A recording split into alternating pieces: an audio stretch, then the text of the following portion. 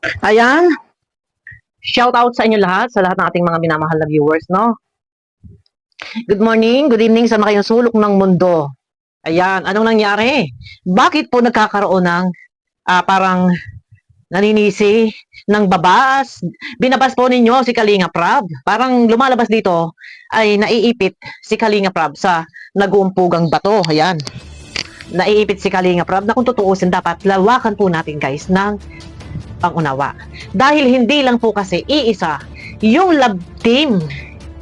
Shout out naman dun sa iba. Hindi po kasi iisa yung love team na kailangan tutukan. Ano pa ba naman po ang kailangan pa ba namang hanapin nyo? Mapaghanap naman po kasi yung iba. No? Sa dami po ng love team. No? Una-una. Edsy, Jomcar, Danjoy, Rara, Lumel ba yun? Meron pang Dadkit. Ang dami eh. Kung lahat po ba ito ay maghahanap ng atensyon ng panahon ng sila yung i-priority, kung sino man yung may gustong i-priority, ay kawawa naman po si Kalinga Prab dito. Na ika nga ay masyado naman pong nababas ng iba at ang gusto ng iba ay parang doon na lang. Sa isang love team, ilalaan lahat ang pagkakataon ng oras. Hindi ko po nilalahat, guys. Hindi ko po nilalahat. Dahil una-una, ito po ay dahil sa unang-una, yung hindi makakasama ang John Carl doon sa Boracay. No?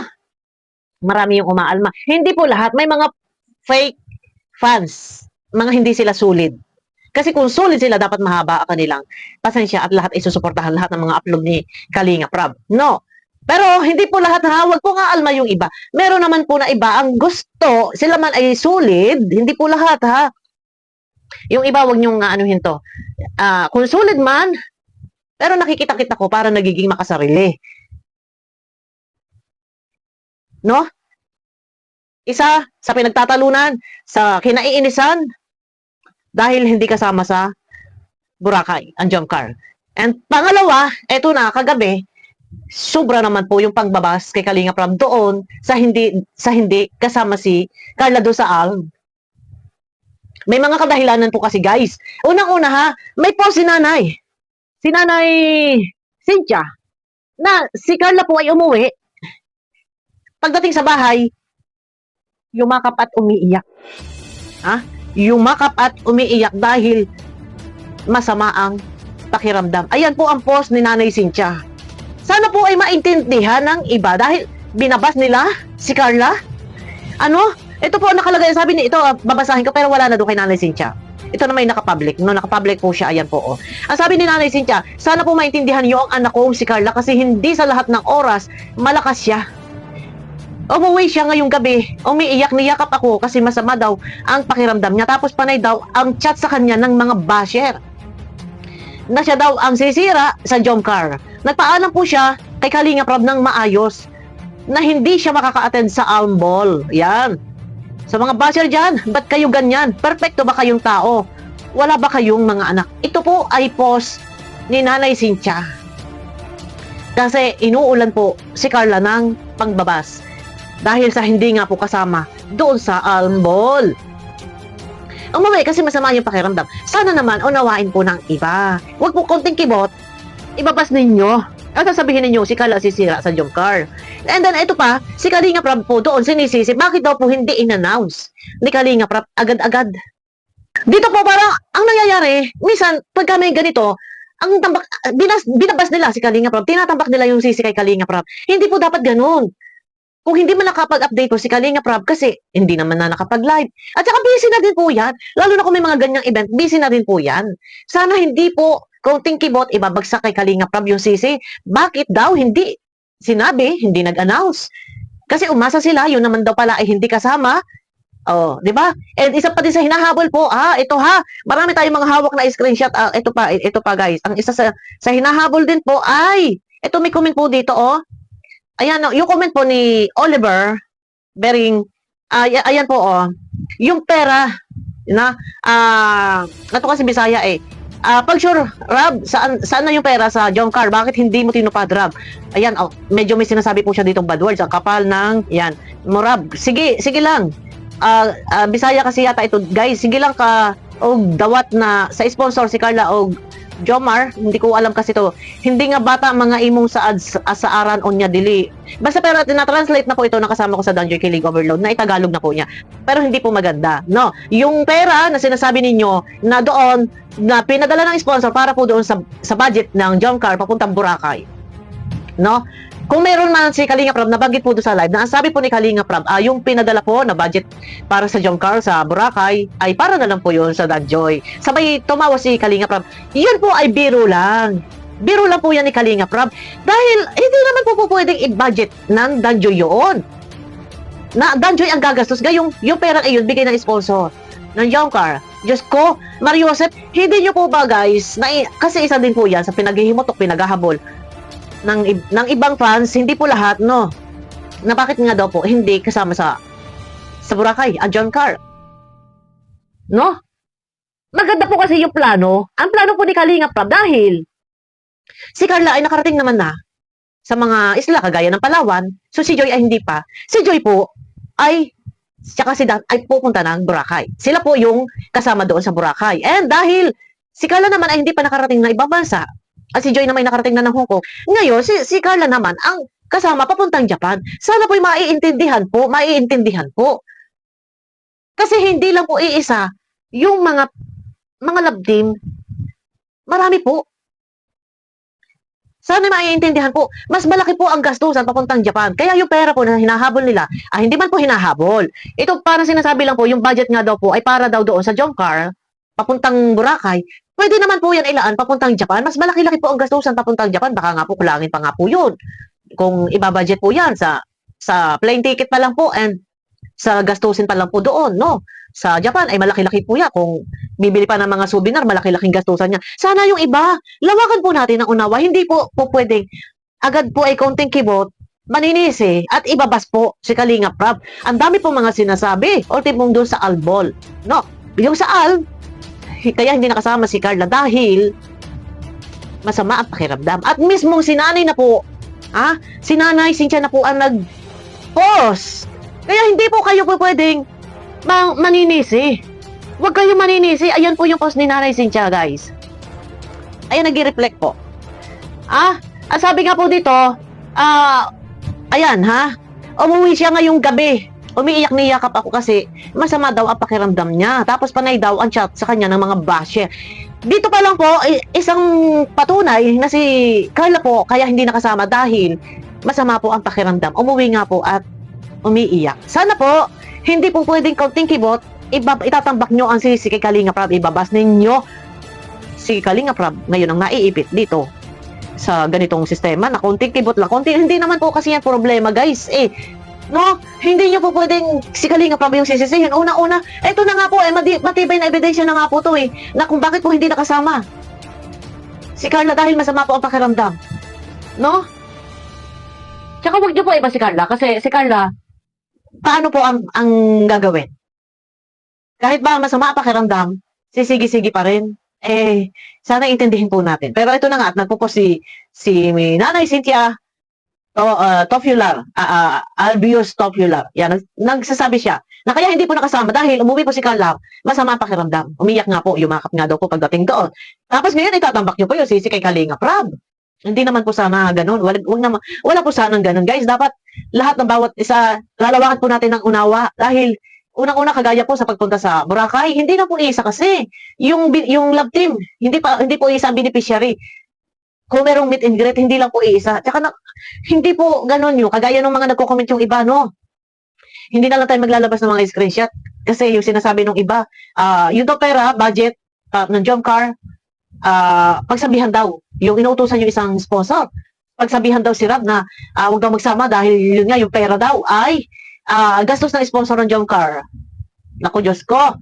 Baka daw yung iba pa ang makikinabang. Hindi po dapat ganun, guys. Tsaka dapat tayo bawat isa, yung unawa lang po ang kailangan.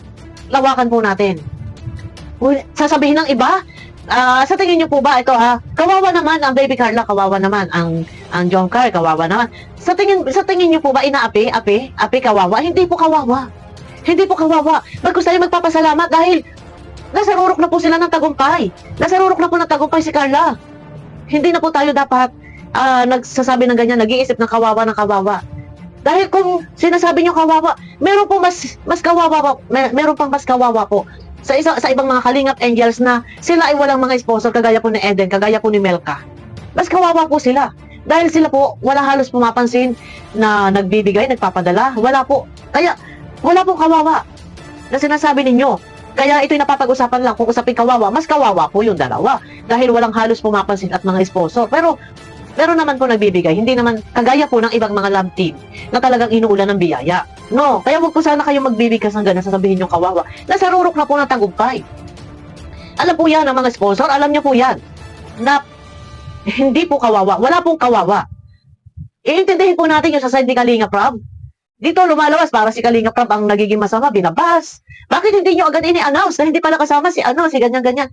Pero ayun na at papanoorin ko rin mamaya. Hindi ko natapos yung sa live ni Kuya July. No, doon maganda. Mga sa live ni Kuya July. Ito lang, ako'y bumabase lang dito sa, kumbaga parang naiipit si Kalinga Prab sa nag-uumpugang bato na wala namang dapat na pagtalunan. Ang isipin lang natin, lahat ay pinagbibigyan ni Kalinga Prab na magkaroon ng tsansa na makasama saan mang pumuntang lugar.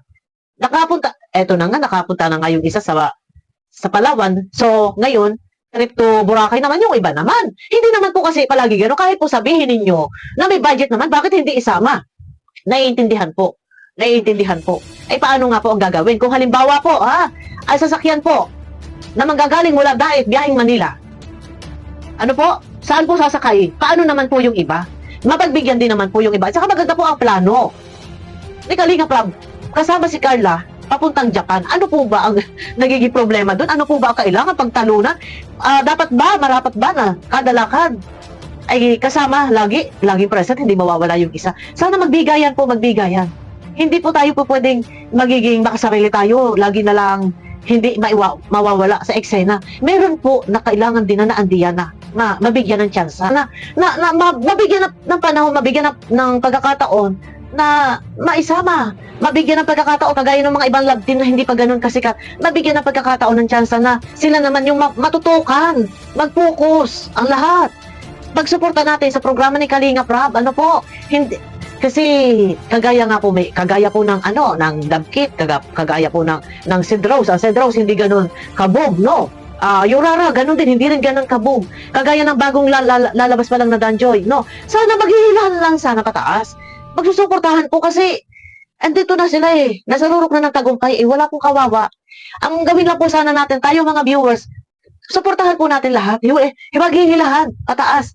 And wala naman po problema dito sa John Carr, wala naman po problema. Nasaan ang problema? Nasa ibang panatiko, yung ibang panatiko, hindi lahat, na medyo makasarili, mga silosa, at ang gusto, lagi na lang naandoon, ang gusto nila, siguro ay lagi naandun. Yung John Carr, ay naiintindihan, pero may kailangan pa rin naman po na tutukan. Ano po? At kagaya nga po nito, may mga ibang mga supporters, hindi ko alam kung ito ay mga fake, na pilit na sila mismo yung gumagawa ng paraan para mapasikat yung Danjoy. Bakit? Sa anong paraan? Pilit nila inililing yung Danjoy sa John Carr. Sila mismo yung gumagawa ng issue. Sila mismo yung nambabas. Alam niyo, sa totoo lang sila ginagawa ninyo, malaking bagay po yan. Kaya negative or positive ang inyong mga sinasabi, ang inyong comment. Malaking bagay po yan na diyan ay napopromote ang Danjoy. Kayo po mismo ang nagpo-promote sa Danjoy. Kaya salamat. Negative or positive, kayo po mismo ang nagpo-promote sa Danjoy. Dinidikit po ninyo ang Danjoy sa John Carr. Salamat kung gano'n. Pero, ayan na. Sana, ito ang aking nasasabi. Hindi po dapat natin sisisihin si Kalinga Prab dahil hindi lang po iisa. Hindi lang dalawa, hindi lang tatlo ang love team na kailangan na bigyan niya ng chance na matutukan din. Huwag kaunting kibot, agad po ay ngalngal, agad po ay nagagalit, at agad ay nandyan, labas na labas ang panunumbat. Ano po? Iwasan po sana natin yung ganon. Dahil, kung tutuusin, kagaya po ng LC, kagaya po ng John Carr, na doon nasa tuktok Nasa tuktok na ng tagumpay. Hilahin naman sana. And or iangat naman din sana ni Kalinga Prab yung iba naman, love team. Love team po, yun na. Hindi po pwedeng yun at yun na lang. Yun at yun na lang. Pero pasensya na po kayo kasi baka sasabihin ng iba, bakit si Kalinga Prab? Hindi naman pala ganito, ganyan. Huwag po maninisi na kung ano-ano pa sasabihin. Ginagawa ni Kalinga Prab ang ganito para makatulong sa mga beneficiary. Kaya kung meron man na ibang natulungan na, kagaya niya, di ba? Kung natatandaan naman ninyo, yung sinabi ni Kalinga Prab, once na napabahaya na, siguro okay naman na, nakatulong na. Yung iba naman natutukan. No? Focus naman sa iba kasi nga, wala pong kawawa. Siksik liglig, umaapaw na ang blessings. No po? Kami, ha? Kami, kung sa Danjoy, na kami sumusuporta, mas iintindihin namin. Kung kailangan na, halimbawa, yung mga kasama ko sa Danjoy Kilig Overload, no? Nakakatulong, nakakapagbigay sa, halimbawa, sa Danjoy, hindi lang din po Danjoy yung pwedeng bigyan kung meron man kami budget para sa pagtulong. Kagaya po kay Brother Paas, nakapagbigay din po kami. Kagaya din po sa kay Ate Nelia, ito yung napapagkwentuhan lang. Hindi po nakapokus sa iisa lang. Kung sino yung deserve tulungan, tutulungan. Sana sila ganun din. Maghilahan pataas, hindi pwedeng maghihilahan pa ibaba. Yun lang po yun sa akin. No, kawawa naman din po si Kalinga Prab. At siya po ang nabubunto na ng sisi sa nag-uumpugang bato. Diyos ko. Ayun na guys. At abangan niyo po ako sa aking next video guys. No, sana lawakan ng kaisipan ng bawat isa. No, wag mangbas. Abangan niyo ako guys sa aking next video po.